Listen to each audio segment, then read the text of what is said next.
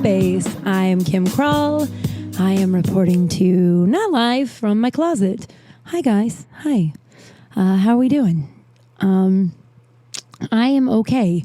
God, man, the world is just the world's on fire.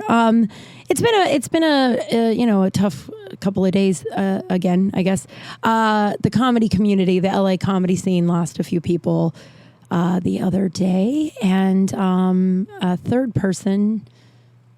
a fourth person is at the hospital recovering, and it's all over. I'm not like, this isn't cryptic. It's all over the news and stuff. The two comics and then one of their girlfriends, and then the woman who's in the hospital, Kate Quigley. They were all at a party and they were doing cocaine, and it was laced with fentanyl, and so 3 of the people died on the scene, and then Kate was sent to the hospital. And I've known Kate. Kate and I started comedy together, and she is blown up. She's she's all over the place. Look her up, follow her. So if you have a second, or if you're a praying human, send prayers her way. That's really scary. She's in the hospital right now. I'm really good friends with her best friend, so I was worried about him, and I called him, and he was like, "She's okay. She's recovering. She's not okay, but she's alive." So just fuck, man. And then like every tragedy, you always look at your own life and what's going on and what you can do or who you are or whatever. I think it's natural for people to not necessarily make something about them, but like look at themselves. You know what I mean? Like, if that makes sense. I do know that a lot of comics, a lot of people in Hollywood. I mean, if you read my book, buy my book. If you read there, I talk about a Hollywood party that my buddy Whitney, that I talk about a bunch on the show, says he thinks about a lot. I talked about a party where there was just a big Coke bowl, and everyone was just standing around the Coke bowl like it was a fucking water cooler.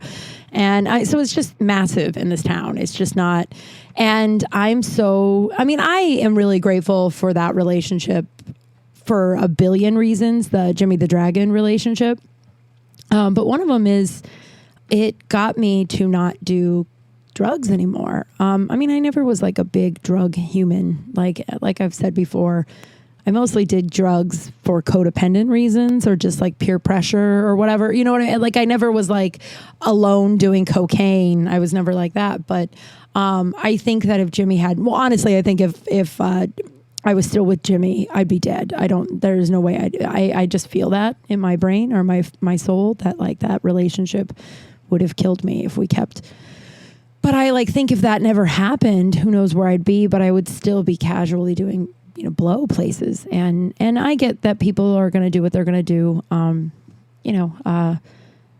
Especially in the comedy scene, there's a lot of drugs going around, but there are just, I guess, a little PSA. No judgment. Look, I've allowed some guy named Woody to do cocaine off of my ass before. I don't know if I ever told you guys that story. It was a weird night. I'll tell you about that after this. But I guess there's fentanyl. So the cocaine was laced with fentanyl, and I guess there's fentanyl tester strips out there. So if you want, that's going around on Facebook in the comedy community. That's just like no judgment. But if you're going to do street drugs, it's a big thing to lace drugs with fentanyl. And I guess I was talking to my buddy, and I guess it's just like not when they lace it with fentanyl, the goal is to make a bigger batch, like spread, like make it, but like adding water, but fentanyl doesn't dilute or it doesn't distribute evenly. So sometimes you'll get a bad hit, and just like the 3 people the other night, and you just OD. So fucking sad, man. And she's such a, so just if you get a minute, or if you're a praying human, just send some prayers out into the universe for Kate Quigley. She's a good lady, real talented too. So just weird few days. And I have some other personal family stuff going on that it's not mine to share. But if you have extra prayers after that, maybe send some towards the Kral family. I will be returning to Denver in a month. So God, I haven't been home since 2018, August 2018. How many years ago was that? Like 3 years ago? I haven't been home in a long time. But I will be returning home. I got some family things going on, and yeah, so I'm okay. Much better than I was last week. Last week I was, really like mentally I was just like spent, and I was really overwhelmed. But I did what I was supposed to do, and I took care of myself, and I put my own oxygen mask on first. Like I said, I had so many text messages, and it's hard for people pleaser to not message those people back because I don't want people to be mad at me. But it was just like I can't right now, and someone was pissed off about that. They didn't tell me, and I don't care. But no one was. It was just like, we get it. The people that, text me a lot were like, yeah, take care of yourself. That's what, that's what you should do if you're having a hard time. I did have a wild, I'll tell the Woody fucking Coke story. I don't think he listens to this. So he follows me on, this dude, he follows me on stuff, and he'll message me every now and then drunk in the middle of the night and be like, "You're a dumbass, but I'm fucking rooting for you." And I'm like, still a big partier, I see, sir. No, he was all right. He actually was the guy that got me over Rob, the race car driver, the accountant that I, like, the first boyfriend, the first adult boyfriend I had. When that ended, I was fucking devastated, and I just thought I'd never love again. So dramatic. And then I met Woody, and we and it it was a really short-lived relationship. It was, if you can even call it that. We went on like 3 or 4 dates. And then we fool around every now and then. And then he, I don't know, 4 or 5 years ago, he and I were like, oh, we should, hook up. Like, we should just do that instead of being in a relationship. That's, and that was back in my insecure, people pleasing, don't leave me days, codependency. So him being like, I just want to have sex with you, but I don't want a relationship with you. I was like, oh, well, at least it's something, which is now no, yuck, no. And he was really stern on being like, don't tell anybody, none of our mutual friends. And I was like, first of all, I'm the one who should be embarrassed, not you. You should be shouting it from the rooftop. Second of all, number one, I agree. I don't want to tell anybody. But he came over to my house when this is the last time I saw him, was 5 or 6 years ago. Fuck, I'm using his name, and it's a really distinct name, but it's a nickname, so it's not his real name. I don't even think that's his handles or whatever. So I'm not using his real name. But he came over here, and he just spent most of the night telling me about how, one, he was missing his front tooth, because he got hit in the face or something. I don't know. This guy's always kind of drunk and always just sort of a mess. And so I can't remember if he got hit or if it just fell out. I can't remember, but he was missing the tooth, and he was waiting for dental work to happen. Cause I have dental work, so I know it you got to get the implant, and then you got to wait 8 months for the implant to solidify to your gums, and you can't wear the tooth until that happens. Anyway, so he had one tooth, and he kept telling me, because he did really well financially. I can't remember what he did for a living. Real jobs, I don't know anything about real jobs. If someone who has a real job tells me what they do, unless it's teacher, lawyer, doctor, everybody else, I'm I don't know what he does. I think he counts things. But so he did really well. He does really well. And so he was telling me that on the apps, he was like, all I have to do is just write executive, and women just flock towards me. And I have so much pussy.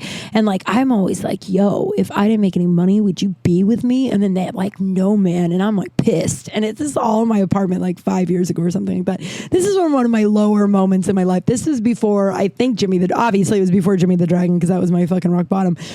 But he comes over, and it's a low-key night. It's Tuesday, right? And he was tired. I was really tired. So we were just let's watch a movie and drink some wine. But he just he had a bunch of cocaine, and then he had to order more cocaine. So we went through all that. And I did a little bit of it, but it was weird to do cocaine not hammered at a party. It was weird to do it in my living room while we were sipping wine, watching Fight Club. I think we were watching something like that. No, we were watching The Equalizer. It's one of my favorite movies we were watching. And we were and then he was it'd be cool if I could do it off your ass. But it wasn't a party situation. You know what I mean? It was just really, it was okay.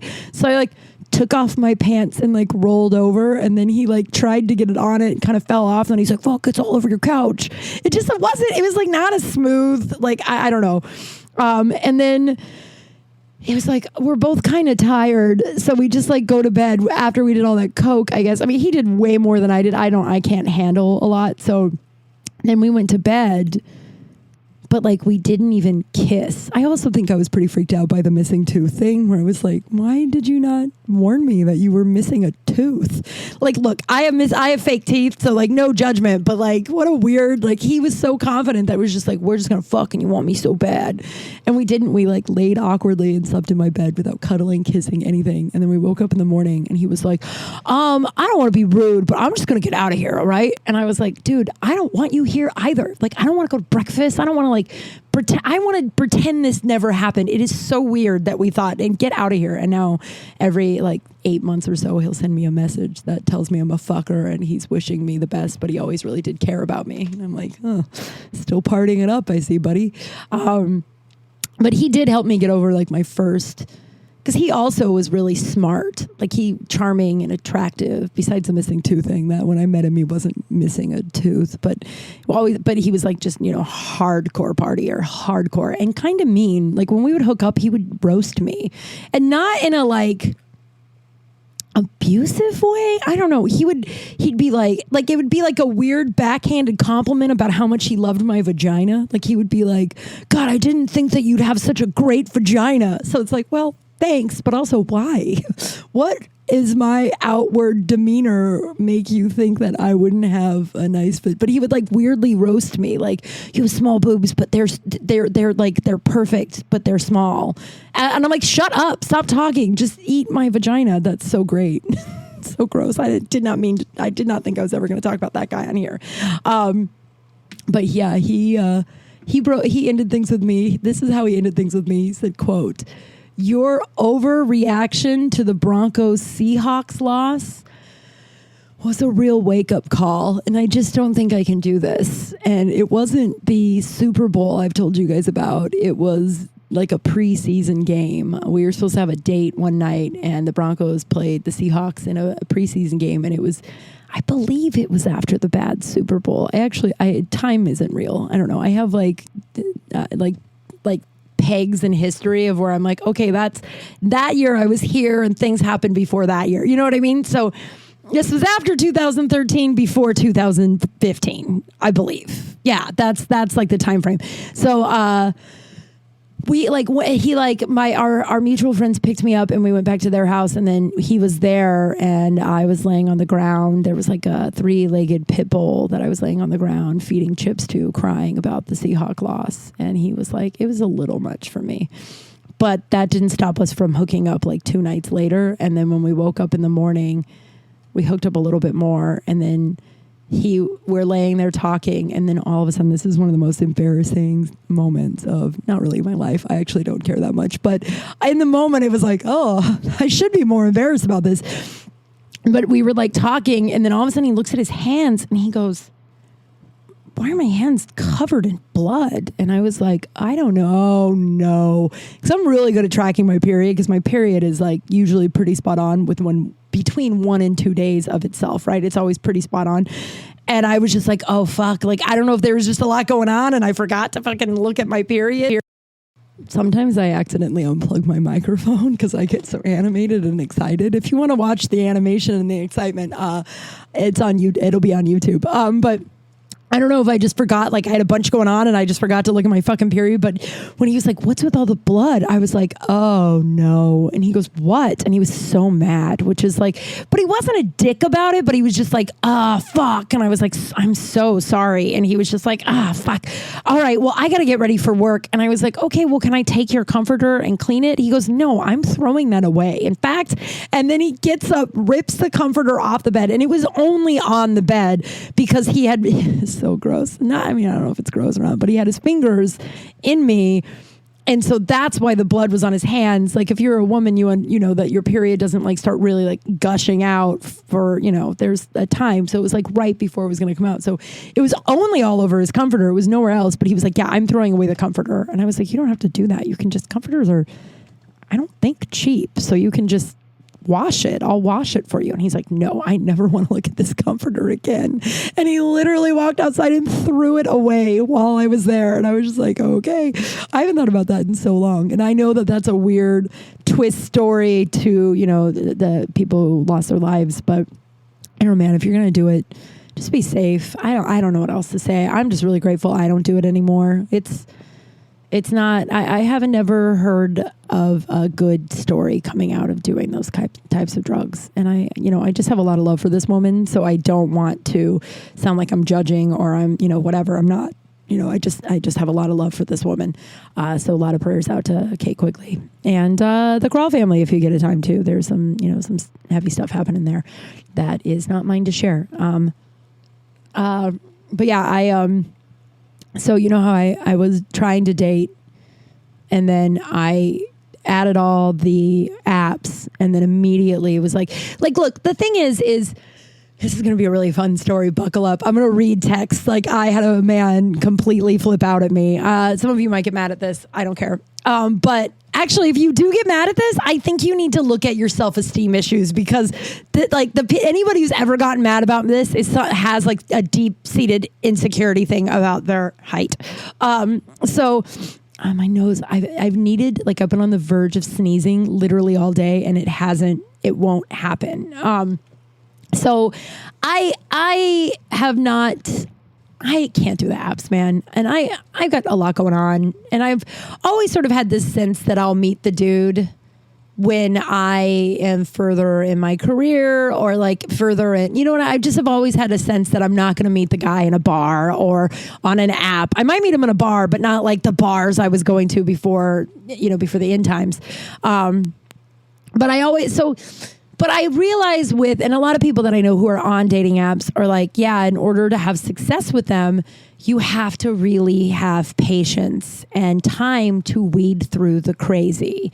And I just don't have that time, which is good. I mean, it's a little bit of a bummer. I guess I'll just be celibate for a little while longer, which is also good too. I was talking to my sponsor about it. And because I had a little bit of shame surrounding that I haven't had sex in almost 2 years. And it's not shame because like I could go have sex right now. Literally, I could stop this, walk outside and find two people. I could find 25 people that would fuck me, right? It's not about that. It's just, I know who I am now that I can't just fuck some random guy. I couldn't really before, but I would be like, it's fine. I still love myself. But I mean, and there's no shade. Like if you're a person who can fuck random people, cool, but I'm not. And I also, I have a list of shit I want in a partner now. And and also the 2-year thing, I was sort of led on by some, dude in Seattle for, I'm going to say 8 months of that 2 years. They were broken up. But like, I thought like, that guy was like, oh, you're the girl for me. I will be in LA soon. And then, last minute ghost. And if that guy tried to come back now, I wouldn't respond because I've read that book. I know how it ends. The good news is with that, he's starting to fade. I know I've talked about Seattle and how it's been hard for me to let go of him. But in the last couple of weeks, so much has happened in my personal life and with people, not doing well, my cat stuff. It's just sort of put things in perspective of where like, it's just like, I didn't deserve how that guy treated me. I didn't deserve any of it. And it's one thing if he didn't want to be with me or he didn't want to move here or there was other stuff, but just like the avoidance and the dishonesty of it all and the betrayal of it all. I feel so betrayed by that. I'm trying to be nice to myself, but a little mad at myself. No, that's not true. I'm not mad at myself. I'm glad I went back when he came back. But 8 months of those 2 years was spent with fucking Seattle thinking that he was the guy. He's not. There's still a part of me that's like, maybe. And I'm like, yeah, that's inner drugstore shit. I think I've talked about the inner drugstore. You grow up around chaos or you've had a traumatic event or, like long-term trauma, your brain and body feel comfortable in chaos and pain. And so when you start to heal, when when things start to get healthy, your body is more comfortable being in chaos. So it will revert back to shit that is painful, because I'm more comfortable in pain and abandonment than I am in loving, available relationships. And I am really working hard on that right now in my program, therapy, all that stuff, because I know that is one of my big things in my inner drugstore, is going after a guy like the guy in Seattle because he abandoned me, quote. You can't abandon an adult, but like, not abandon, but like, I pine over that because it's my inner drugstore, because the abandonment of it feels more safe, or feels safer than it does letting it go and moving forward. And I mean, that may sound sad. And if you're listening to it and you're like, oh my God, that's so fucked up, it is. But what's less fucked up is the fact that I'm aware of it and I'm able to accept it. And now I can take some action. They call it the 3 A's when you're trying to, change something about yourself. You got to be aware of it. You got to accept it, and then you take the action. But you can't take the action until your awareness and acceptance are in place.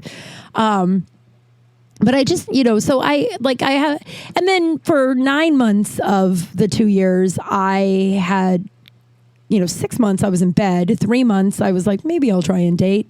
And then also the world was locked down. So, but I have this weird amount of shame about like how I haven't had sex in a little while. But I know that that's just like, I hear voices of the patriarchy or whatever. And my dad, which is, a patriarchy. He was really into that whole thing, the misogynistic stuff. But is that like, I shouldn't be so picky. I'm almost 40. Like, I'm going to die alone. I've already peaked. I'm not 25 anymore. I can't be so picky. Like all the shit that like society kind of has barked at us as women since we were like able to understand the world. Right.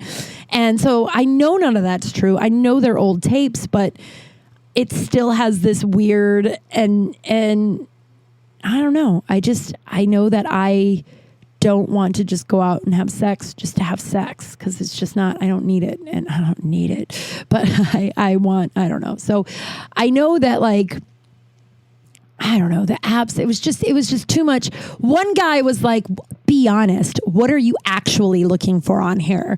And that means one of three things. One, he's like, I want a relationship. I want a relationship. I want a relationship. Two, he's like, you're almost 40, which means you're just begging for a baby. I know a lot of guys, a lot of my buddies who, I don't like that they say this, it's wrong, but they're like, we don't date women your age because women your age just want a baby and they're not thinking of anything else. And I'm like, well, that's a blanket stereotype. A lot of us, I say maybe I'd have kids, but I also, with the pending apocalypse, I think whatever. If I want a kid, if it's on the table, if it's on the cards, it'll happen. But like, I'm not like trolling the dating sites looking for a baby daddy. Fuck off. And then the third one is a guy being like, what are you honestly looking for? Being like, are you going to be all clingy and shit? Cause I just want to fuck, it's just, and then the guy with whatever. So there's this one guy, and I think I told you guys about this, but I don't remember, but you ready for this? Buckle the fuck up. So there's this one guy. My nose is like a faucet right now. I don't know why. Is it allergies? It's unclear to me, allergy season. Is allergy season always? All right, I'm going to pull up my email, crawl space email, because I forgot to do that before I started recording, to see if there's any poop scoops. But sometimes there's, okay, good. Sometimes there's stuff that I don't want to read while I am recording. No poop scoops, guys. I'm out of poop scoops. I have one this week because I had a tough week in my poopness, and I'll tell you about it in my poopness. But I'm out of poop scoops, guys. Send me your poop scoops. KymKralspace@gmail.com. KimKralspace@gmail.com. So I think I told you about this guy. I'm not sure though. So right before I was going to delete Tinder, there was a dude that I had a good feeling about, and he was really nice. And I was just like, hey man, I'm going to delete Tinder. I just, I have a lot going on. I don't have time to date right now, but if you want, we can connect on Instagram. And like a couple of weeks when things settle down for me, we can, reconnect again. And I was like, honestly, dude, if I'm reading this wrong, you can tell me to fuck off too. I just thought it was rude of me to just delete it in the middle of us like talking. And he was like, oh my God, that's so nice. I would love to call you. I'm not on social media, but I would love to call you. And I was like, oh, those are all good signs, right? So buckle up. You fucking ready for this? This is so crazy. I haven't heard from him since. I thought I would hear from him again, but I think he probably knows that he had a weird meltdown, and I'm like, never mind. Or he's telling everyone, I'm a crazy bitch. You know how guys do that? If a guy tells you that a girl is a crazy bitch, chances are he is the crazy bitch, right? We all already know that now. It's the, what am I saying? Okay, so and then like 3 weeks go by after he gives me his number. 3 weeks go by, and then I'm like, fuck, I gotta text that guy. So I text him and I'm like, hey, it's Kim from Tinder. This is my number. I still have quite a bit going on. I just wanted to make sure I gave you my number, so I had yours saved, right? And he was like, oh my God, hey, I didn't think I was going to hear from you. Hi, baby. My king has entered the room. We have to, hi. Guys, side note, knock on wood, but he is starting to act like he did before he got sick a year ago. And it's honestly, I lay and cry while I hold him. I'm so grateful. He's my best friend. We'll find out in like 2 weeks if the treatment did its job. But he's calm. And, you know, when he went a week and a half without his meds before, he was not calm and it was a nightmare. So hopefully. So anyway, so I was just like, yeah, I still got a lot going on. And I told him about Henry. I was like, Henry is, my cat is, you know, going in for a procedure. He's sick. And I'm really overwhelmed. And then he was like, oh yeah, you know, was very sweet about the cat. And I was like, oh, I really appreciate that you didn't do the obvious crazy cat lady jokes. Like, those jokes are so obnoxious to me. I'm not offended as a crazy cat lady. I'm offended as a comedian. They're not funny. They're hacky. They're softballs. It's annoying. So if you've ever made a crazy cat lady joke to me, understand that I don't find you funny at all on like a cellular level. Like, when you talk, I'll never find you funny again. The crazy cat jokes are just, they're hacky. I mean, I've never heard a good one. So I was like, I appreciate there was no obvious crazy cat lady jokes. Those are obnoxious. And he was like, oh, why would I do that? I have 2 cats. And I was like, oh, it's too many cats.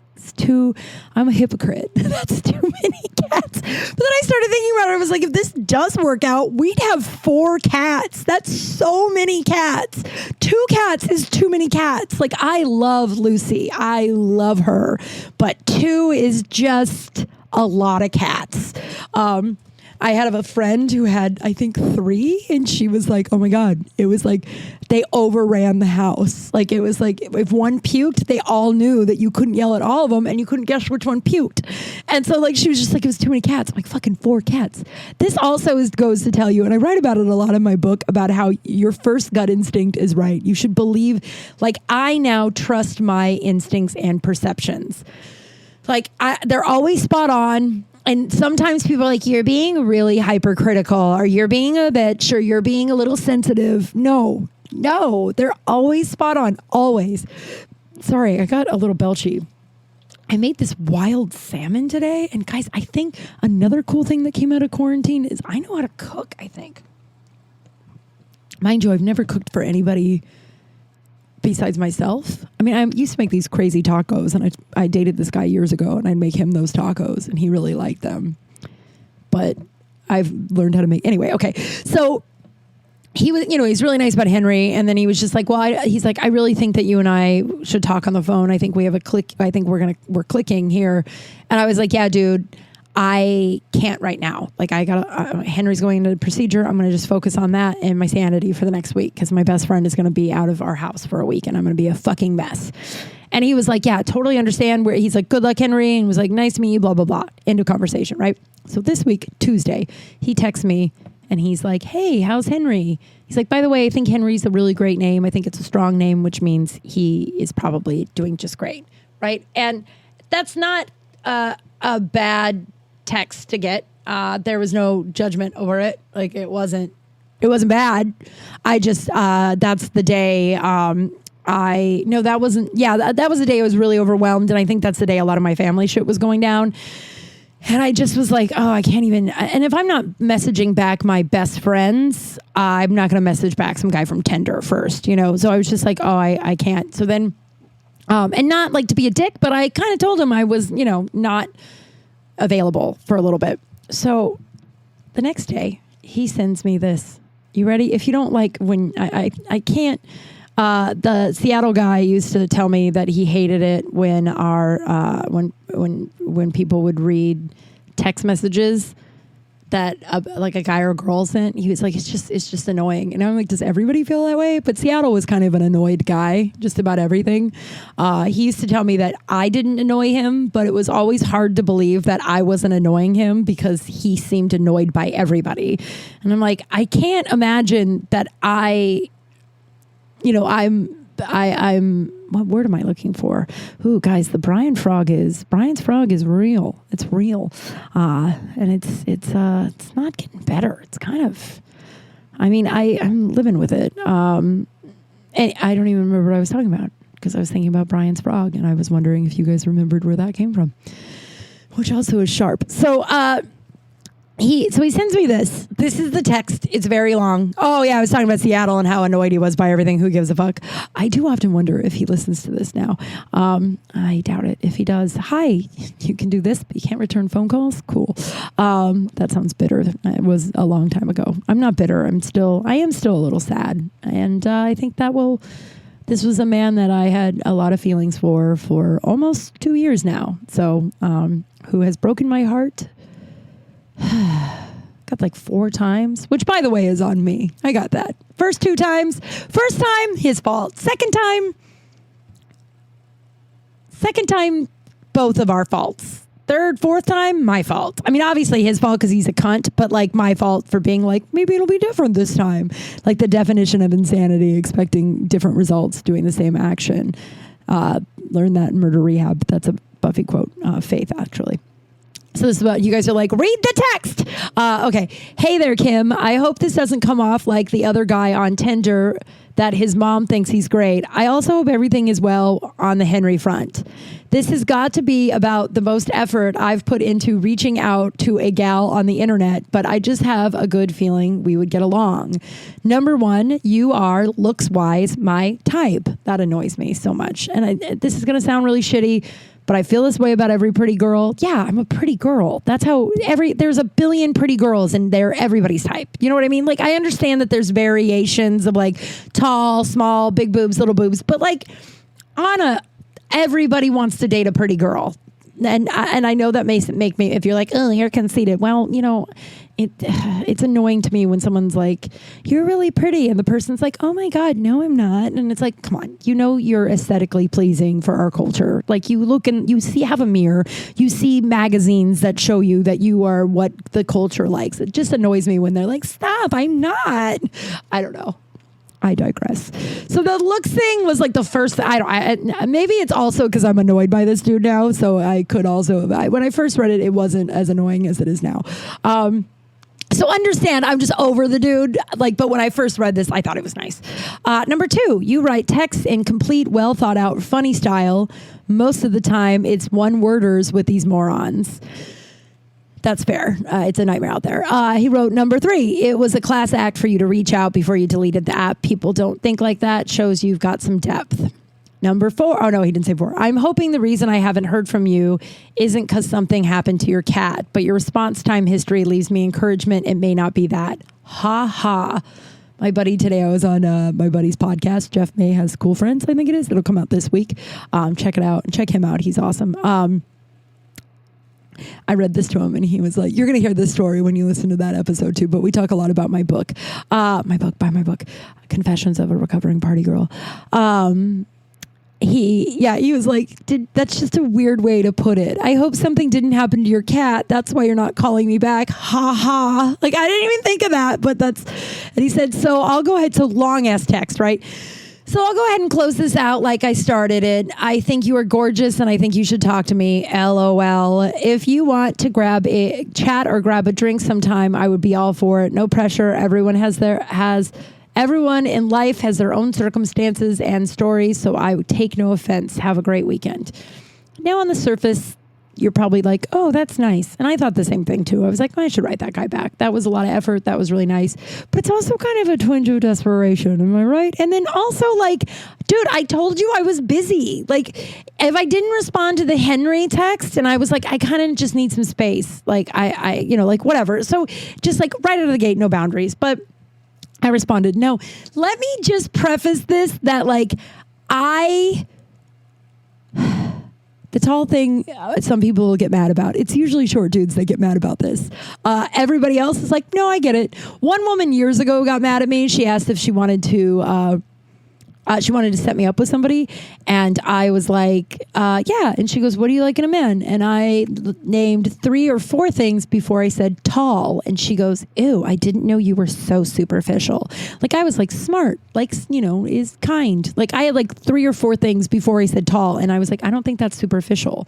People have their type. Like that's that. You know what I mean? Like I know plenty of short dudes who have hot ass girlfriends and they're just fine with it. But and it's not like I'm 5'2" demanding a 6'7" dude. I'm 5'11", whatever. And it's not like I responded to that with like, haha, yeah, but how tall are you? Right? Like, okay. My cousin, I told him this and he goes, that's mean. And I was like, how is that mean? He's like, well, what if he's short? He'll be sad. And I was like, why would he be sad? He goes, because you're not going to want to go out with him. I'm like, wouldn't it be meaner if I didn't say anything, met him, got his hopes up, and then didn't go out with him again because I wasn't attracted to him? Isn't it less mean that I just get it out of the way? And he's like, I don't know. But then I read my cousin this whole thing and he was like, oh yeah, that guy sounds crazy. Ready? All right. So this is what I wrote back. Hey, Christopher. Thank you. Oh, his name's Christopher. Also another Christopher. Hello. I'm trying to think of a full name person.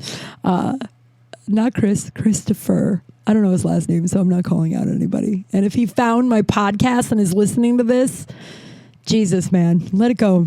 Just let it go. Let it go. Okay. Hey, Christopher, thank you for the sweet text. I'm sorry I didn't get back to you with Henry. I've been all over the place. Henry's doing well. I think he's home and they want to see him for a checkup in a month. Haha. I love that the fact that I can construct a full sentence is what got you interested. I'm not surprised. It's a nightmare out there. I almost feel like I should get a few more cats and call it. I do feel this way. After this whole thing, I'm like, I could probably just get an army of cats and just, write some more books. And I'm really not going to do that. But Jesus, it's a nightmare out there. I wrote, I would love to get a drink. I have a recording on Sunday at 3 for a few hours, but I'm free otherwise. How's your Sunday look? This is going to sound... I was burping. I'm so sorry. It's so gross. I drink a lot of water these days. Okay. This is going to sound super out of left field, but I always mention it before we meet. I'm really tall. Are you tall? Haha, it seems so silly in this moment, but I'm still going to ask. Sometimes that question gets me immediately unmatched or blocked. Smiley face. Also, to show you how all over the place I have been, I thought this Sunday was the 12th and was all planned out to go to the Broncos bar. I would have been alone all day. That is true. I thought today was the first day of NFL and I had like the whole day planned out to like go party it up with my Bronco friends. But then I heard that the Broncos signed Cam Newton and I was like, what the fuck? So then I started Googling and then I realized it was the 5th and today was the 5th, not the 12th. So this is his response. You ready for this? We'll read it first and then we'll unpack it. Oh my God, it's so crazy. All right. So this is multiple texts in the span from a half hour starting at 10 p.m. to 10:30 on Friday night, which also goes to show me that he's a drinker. He probably was not sober while he did this. And I don't want to date a guy that's like, I get drunk and leave these crazy texts. It's just not, I've read that book too, know how that ends. So he wrote, and by the way, nothing about I'm glad Henry's well. Like if he would have been like, I'm really glad Henry's well. Yeah, drink on Sunday sounds great. I'm 5'10". How tall are you?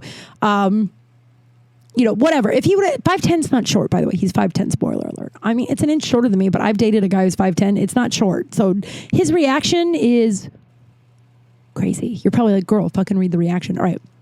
So we are probably the same height. I get it. New text. Let's move forward. I am much stronger than you and a trained MMA and hockey player. New text. I'm good. Just intuitive that you are getting ahead of yourself. Relax. New text. I'm 5'10", but 6'6" in soul. If that's a problem, probably something you should get over. New text. Just don't wear heels. I will wear boots like a real cowboy. You like wimpy men? New text.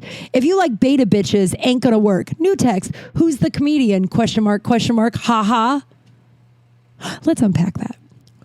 one by one. Again, if he would have just been like, oh, I'm 5'10", hope that's not a problem, and Sunday works great for me. Glad Henry's doing well. If he would have responded like a normal person, I would have had a drink with him today. And by the way, this is best behavior time. So this is his best behavior. I will never date someone who uses the word beta bitches. My buddy Jeff, who I did his podcast today, told me that that's a Joe Rogan thing. I did not know that. I have never listened to a single episode of Joe Rogan. I never probably will. I cannot find and maybe if I'm on Joe Rogan, but even then I don't really listen to podcasts I'm on. Look at me being all cocky that maybe one day I'll be on Joe Rogan. But I think that's a Joe Rogan thing, but also MMA. Like, okay, we're probably the same height. I get it. And then let's move forward. That's such a fucking salesperson. We're going to go ahead and move forward. And then the fact that he's like, I'm much stronger than you. I'm this and this. And it's like, okay, well, I've been on the planet as a woman the whole time. It's a nightmare. I can handle myself. I wasn't hoping you were taller than me because I was scared to walk down the aisle or alleyway. And the fact that he's like, I'm a trained MMA fighter and a hockey player. My cousin was like, he's probably a really bad hockey player. Hilarious. And then I'm good. Just intuitive. You're getting ahead of yourself. Relax. Okay. I don't know what the I'm good is. I'm good with my height. I'm fine.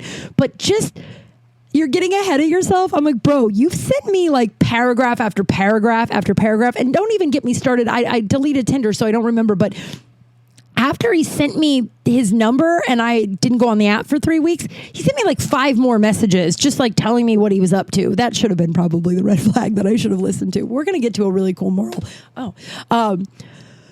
But like, and then he tells me to relax. You're getting ahead of yourself. Relax. I'm like, I feel like you've already planned our wedding, bro. And then, do you like wimpy men? Who's the comedian now? Oh man.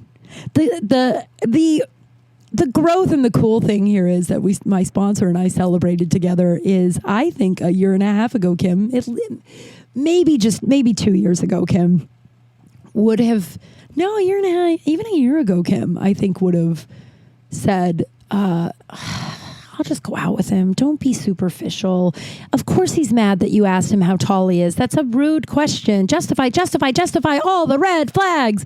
Instead, the only debate right now is, should I leave it open because I would like to see if he has more meltdowns? Should I let him know I'm going to block him and then tell him to fuck off, then block him? Or do I just block him, right?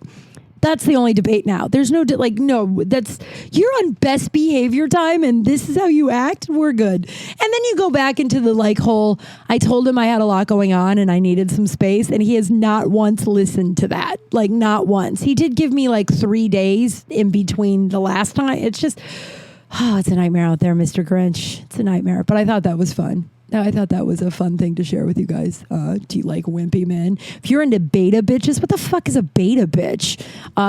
Jesus Christ. I don't know. Jeff explained it to me today, but I already forgot. It sounds stupid. And I don't want a man that says you like wimpy men. And I'm like, no, I actually like a guy who's sensitive. I do like a guy that, gets moved by stuff or, can, I don't know, just the Jesus.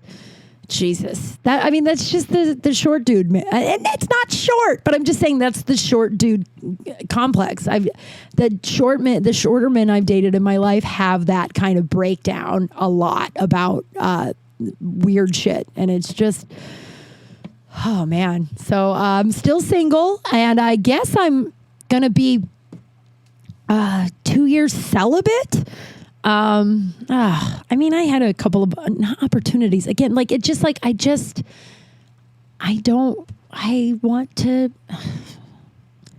like to have a connection with the next person I have sex with. And I'm like, that shouldn't be that embarrassing. But, in Seattle, I really thought that was going to be the next guy. And I really thought we had a connection. And I think that's probably why it's been hard for me to move on. But I don't know, my sponsor said something, I think I already told you guys this, but said something a couple of weeks ago where he was just like, or she was just like, it was off the cuff and wasn't even about any of it, but she just kind of almost to herself was just like, you don't deserve that. And it just hit me. I was like, oh my God, I don't. What is wrong with this guy? This dude will be back. They always seem to come back. Let's see what else. I have been really looking at, the way the world is right now and everything that's going on in my personal life and the comedy community the last few days. So a lot of people's personal lives. I was reading a couple of things, and one thing I've been really trying to do lately is live in a way that, like, when I'm talking, I'm finding myself saying less and less these days. And it's just, not alone with Henry and Lucy. I talk constantly all day. I work out monologues. I sing. My new favorite song to sing to Henry is "You're my best friend. You a real bad bitch." And then I'm like, is that my Bessie and a Tessie? He doesn't appreciate how, God, I love that fucking animal, you guys. He's just such a sweet boy. And he is seeming to be better, I think. It's unclear. Like, I look at this as the way I look at my car. Obviously, I don't love my car as much as I love Henry. I love my car quite a bit, but I love, I'd die for Henry. But it's like, I don't know what's going on, and I have to pay a paid professional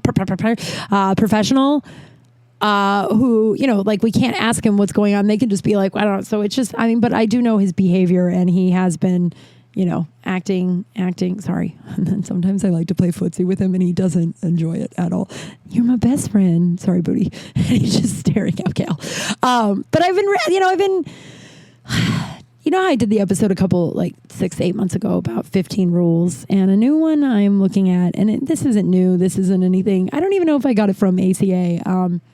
But when I speak now, in a group or with others, I'm trying to do this thing where I pause.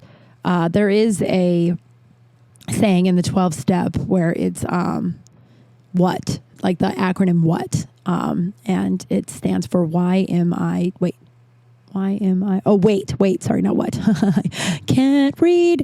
It's wait. So it's like wait to talk. I was like, what? That doesn't make any sense. Wait to talk. So it's like, why am I talking? And now I I pause before I react when I speak or text someone back. And I'm just like, if I'm going to text or say anything, I want to make sure, is it kind?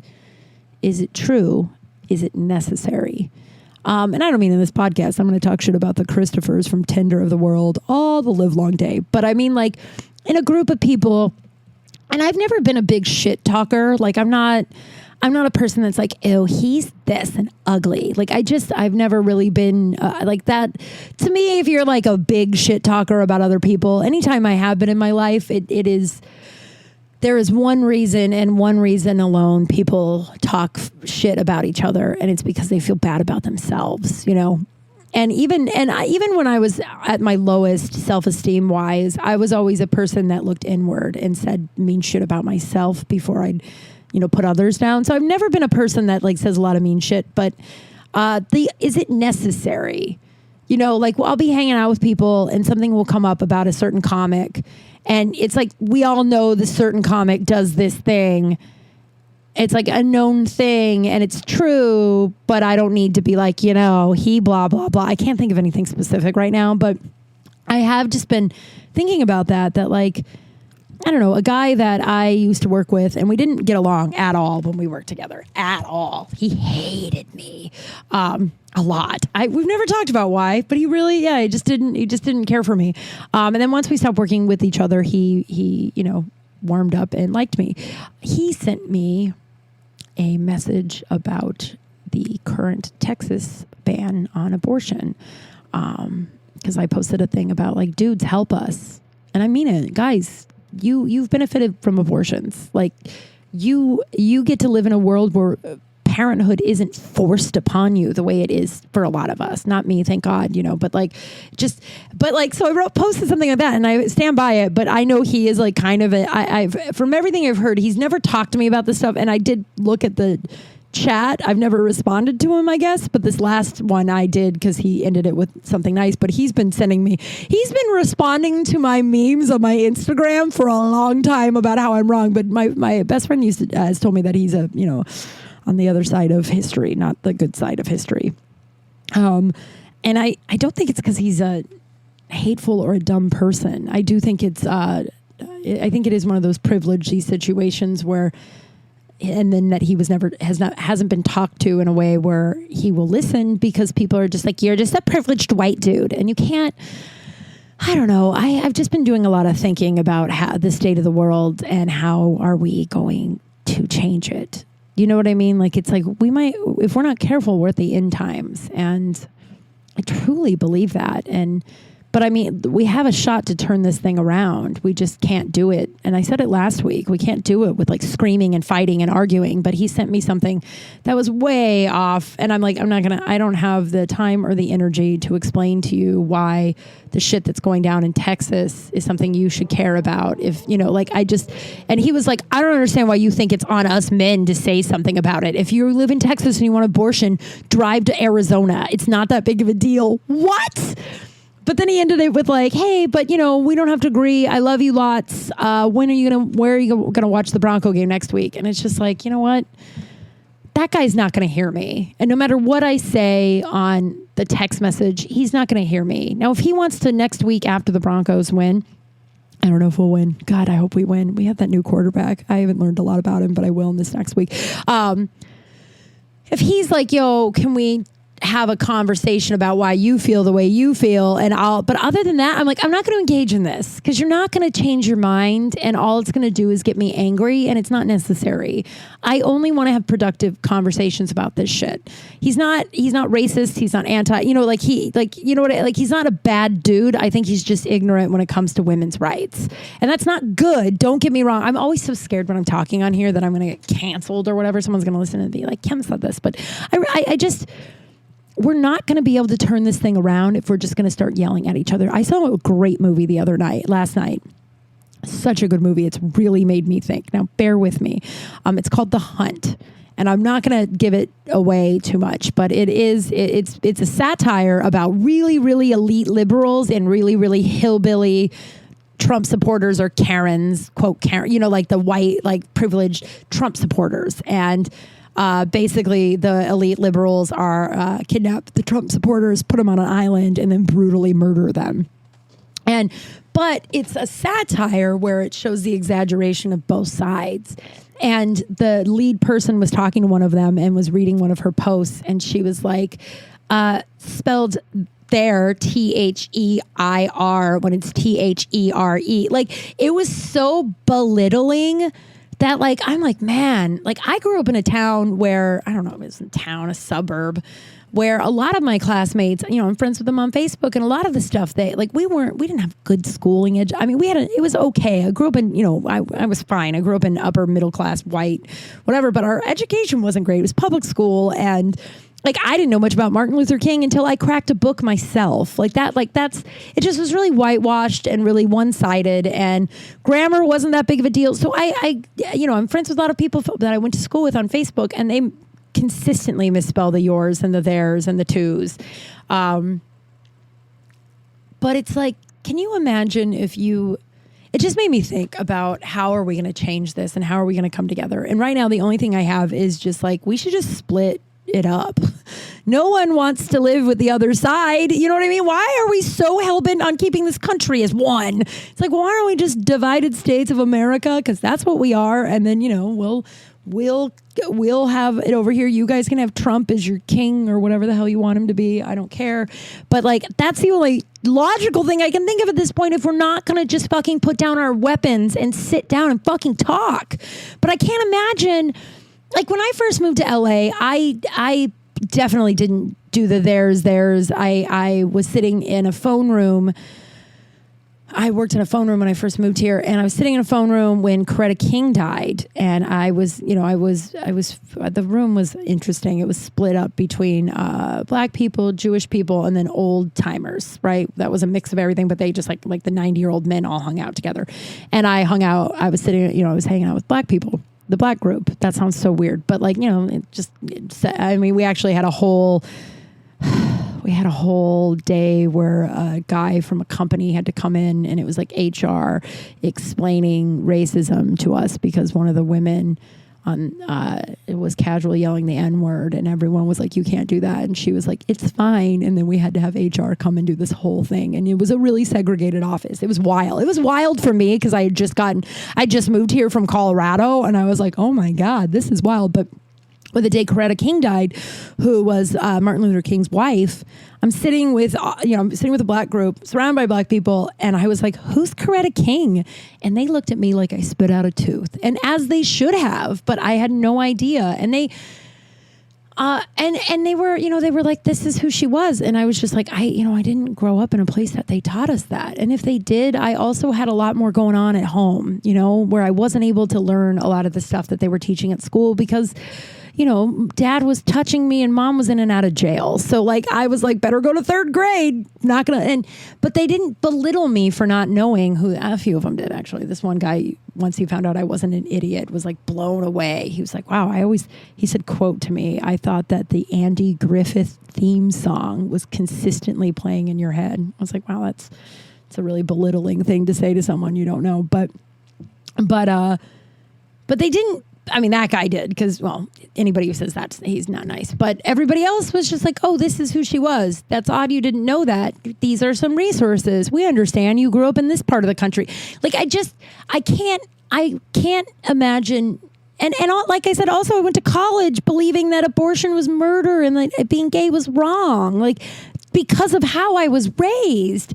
And I can't imagine if the people who taught me differently, which I've talked about a million times on here and how grateful I am to those, it was 3 women, so grateful to you. I think 2 of the 3 of you listened, Jenny, Rain, and Sarah, so fucking eternally grateful to you guys that instead of belittling me and being like, oh my God, stupid fucking person doesn't understand, you little hillbilly, instead they were just like, hey, I think why don't we sit down and talk?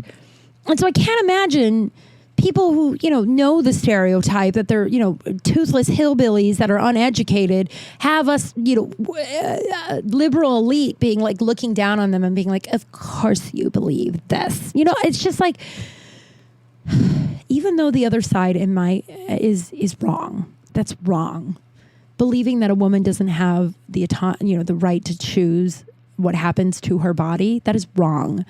Believing that Black lives don't matter, that is wrong. They're wrong. I'm not saying they're not, but I'm saying the only way we're going to be able to change any of this shit is if we put our fucking weapons down and talk to each other and maybe listen. And it's just, and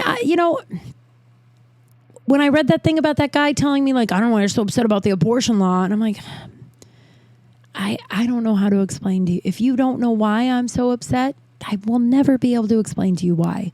Especially if you he came in guns a-blazing, ready for me to argue with him. And I was just like, I can't do it anymore. There's people out there that are dying of COVID because they won't get the vaccine. And I can't do it anymore. I can't. I believe the best way I can help this movement, this whatever we're in right now, I believe it's a shift in history of some kind. I think you guys feel it too. There's a heat coming. I don't know. Something's coming, something bigger. I know every day the world's on fire in some way, but I just think that this is the precursor to something really big. And I think the only way I can be where I need to be in it is by working on my own shit, educating myself, and being fucking kind. And not answering questions I'm not asked. I worked that party a couple weeks ago and that girl wasn't vaccinated. And she looked like she was ready to I'm going to fucking argue with you. And I was like, I can't do it anymore, man. Which is so, I don't know what that means. Because, last year, 4th of July, I got in a lot of fights with the 3 people, or, a couple of the people we were with on 4th of July because I was fighting strangers over not wearing masks. And now I'm just I can't. And it's not that I'm I don't have any more fight in me. It's just I've seen so much in the last year, especially with my own COVID and my own facing my fucking mortality. You know what I mean? Getting that positive test result and sitting in the ER and now needing an inhaler in order to breathe where it doesn't work all the time. It's just I don't, what we've been doing isn't working and it's actually making things worse. So I am just trying to right now live honest with an open mind and willing.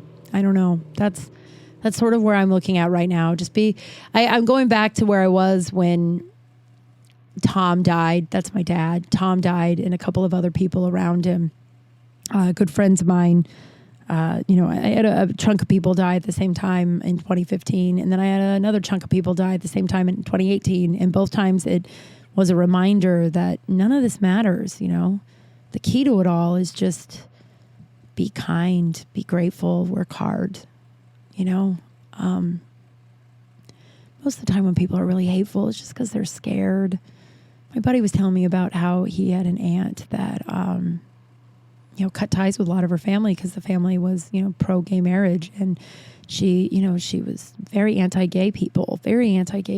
And then she, cleaned houses for a gay couple and met a gay couple and was like, they were so kind to me. And she had never met a gay couple. And, she lives in, the deep South and never met and they were kind to her. And she changed her whole perspective. And I know that sucks that it took that. Like humans, the longer I'm on this planet, the more I'm realizing most humans need something to actually affect their life in order for them to give a fuck. I know a lot that don't need that. I don't need that. And I don't know if it's just because of the shit I've been through in my life, but I know that a lot of people need something to actually affect them. I met that guy doing audience work a couple of days ago. Time isn't real. I don't know what day it is. I think it's Sunday, which by the way, if you're a Patreon subscriber, I will have all the bonus episodes up tonight and the fucking this episode up for, so this won't matter if you're not a Patreon person because you're like, it's Wednesday, I'm listening to it now. But if you want to be a Patreon person, I will go back to what I was saying. But before I give you, a lot of people need. Oh yeah, the guy at audience work a couple of weeks ago, he wasn't going to get the vaccine, and then his brother died of COVID, refusing to get the vaccine, and he would have probably not died had he had the vaccine. Am I a fortune teller? No, but a lot of the statistics are showing. Science is showing that a lot of people the mortality rate is a lot lower. The death rate, I don't fucking know, but it's just like human beings have to have something actually affect them for them to care, or actually encounter something for them to understand. And I don't have that, and I'm really grateful I don't. It's called empathy. I have that. I mean, not needing something to affect me personally in order for me to give a fuck. I'm grateful that I have that, the empathy. I didn't think that was rare until this last year. I don't think I'm not saying that not everybody has it, but, the last year has shown that a lot of people, and it sounds really harsh to say they don't have empathy, but I think that there's a lot of people that can't understand something unless it happens to them or they're around it. And that's the thing. A lot of this hate, the people that have all this hate and the screaming about, Black Lives Matter, people are really upset about that. It's fear. Hate is fear. And what the solution is, I have no idea. I know I got really serious here in the end, but I don't know what the solution is, but I do know that what we are doing is not working. Yelling at each other, calling us, snowflakes, sensitive snowflakes, and us calling you toothless hillbillies. It's not fucking working. So why don't we, again, the definition of insanity, baby, doing the same thing over and over again, expecting different results. But I will say that, I don't know. I mean, it's hard too, because I know I'm right. And that's another thing that's a little cringy, because it's I know I'm fucking right, but I know I'm right too. And I've said it before that the reason why I know I'm on the right side of shit is because literal Nazis believe the opposite of me. You know what? If you are a person that believes a certain way and you look to your right and you look to your left and there are literally Nazis on your team, I feel like you should crack a book. That's what happened to me with the Kaepernick shit. I was like, why is he kneeling? The American flag and all that. Because that's how I was raised in that family. And I'd never encountered anything to tell me otherwise the way I had with a women's rights. And and so I was very much so team anti-Kaepernick. And I'm not proud of that at all. I'm deep shame about it, actually. But while I was, spouting off, the people that were agreeing with me were literal Nazis. Literal, they had swastika tattoos. And I was like, I may be missing something here. I'll probably go to crack a book or two. I opened up the internet, cracked a couple of books, looked at the history of, and what Kaepernick was actually kneeling for, looked at the history of that, and I was like, I was fucking dead wrong. And that's the other thing. I think I said this about a year ago. I know I've told you guys about what my Kaepernick thing, and I'm grateful that, again, I had people in my life that allowed me to change my mind, like change my opinion and learn and grow, because that's the other thing. Like, we just like are like, well, you believe this one thing and we're never going to forget. Like, they're like, Joe Biden voted for X, Y, and Z in 1992. Are you the same person as you were in 1992? God, I hope not. God, I hope not. And so, yeah, I'm grateful that, but I saw this meme where this guy was in a wheelchair and he was sitting on the side of the road in like a rural, I can't say the word rural area in like fucking, I don't know, Kentucky or whatever, just holding up a sign that said Black Lives Matter. And then below it said, I know it took me a little while to get here. Please forgive me. It took me a little bit of time to learn, something like that. But it's just like, we don't know, and in society, we don't allow people to change their minds. We don't allow people to ask questions.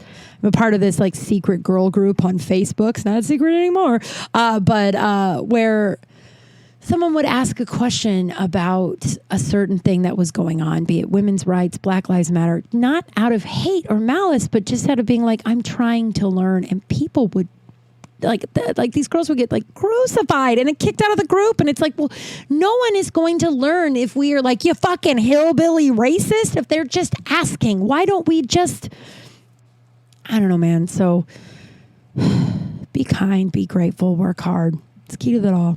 Key to it all. Fuck, man. It's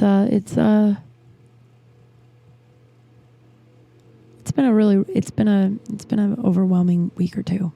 And it's just really made me kind of look inward and look more and more at how I behave in the world and who I am and where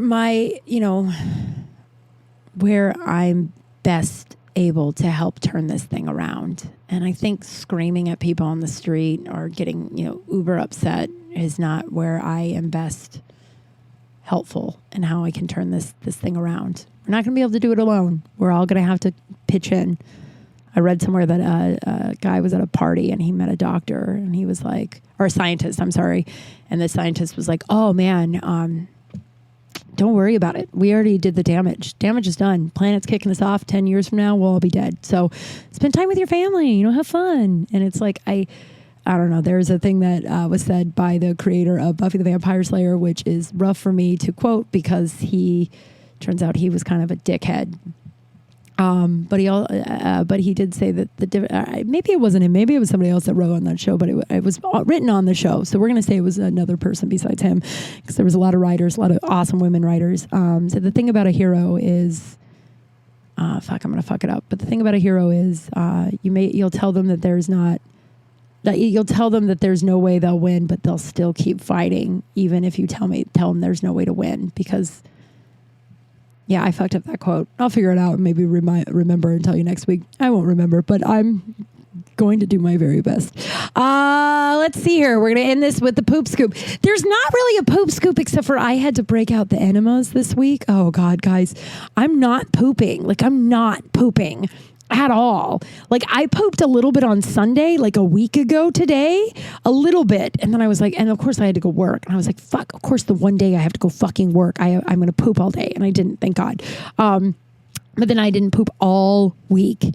And then yesterday I was just like, I guess I'm going to take matters into my own hands. I don't know why I whispered that. So I drank celery juice in the morning, along with turmeric. And then normally that makes me shit, and it didn't. So then I got some enemas. And, those things are... It's hard to look yourself in the eye after you put one of those in your bottom, because you kind of have to shimmy it up there too. It's not you don't just it's not just a straight shot in if you've never used it before. I told my roommate years and years ago, I was 23, and I was like, yeah, I used a first enema and we shared a bathroom, and she looked at me horrified. I was like, oh, don't worry. I laid down plastic. And she goes, where did you get all that plastic? And I was like, oh, I took a trash bag, 2 trash bags and cut them open and then laid down the whole bathroom. Because I had never used an enema before. So it was unclear. I didn't know if I was just going to put a bunch of stuff in my butt and then it was just going to spray everywhere. I was terrified. It's not how it happens. You get a pretty big warning before you poop it out. So yeah, I pooped a little bit, but nowhere near the satisfying poop I'm sure all of you have every day. So I'm going to attempt to just drink celery juice every morning for the next week. That used to clean me out really well. And then we'll see what happens. But that's your poop scoop. Me using enemas and laying down plastic. I no longer lay down plastic because it doesn't shoot out of your butt the way one may think. Maybe I should try a coffee enema. I'm going to do some Googling. I used to do this thing where I drink 32 ounces of sea salt water right when I woke up. And that flushes you the fuck out. But sometimes you puke. But sometimes you puke, and I was just puking way more than I was pooping, and I was like, this probably can't be good for me if I'm like trying to flush things out. I don't know, man. I told my doctor about it when I went to the thing, and I'm supposed to have a teledoc appointment to follow up with all the test results with my lungs and my scoliosis. I'm supposed to have a follow up with that, and then because he was just like, oh, what have you done to help your thing? And I was like, well, I don't eat dairy. I don't eat gluten. I don't drink much anymore. I don't smoke. I only drink 1 cup of coffee a day. I work out. I drink a half a gallon of water a day. He's like, oh, so you do all the things I would have told you to do. I'm like, yeah, I've had this problem for a long time. I've done a lot of research. So don't send me shit right now. One of my biggest pet peeves is like, have you tried this? I've tried it all. If I'm putting enemas up my butt and drinking 32 ounces of sea salt water in the AM, you know I've tried. I'm desperate. I've tried it all. And he goes, try a probiotic. I'm like, I take a probiotic. And so in the chart that you get when you go home was, I suggested a probiotic. I'm like, no, you didn't. I told you I take that. I just love the like, that's a great idea. That was my idea. Like I love God. Yeah. So we're doing the enemas. I guess that's where we're at. That's where we're at. Let's do one lucky broad. I am one lucky broad. I'm one lucky broad. I'm alive, man.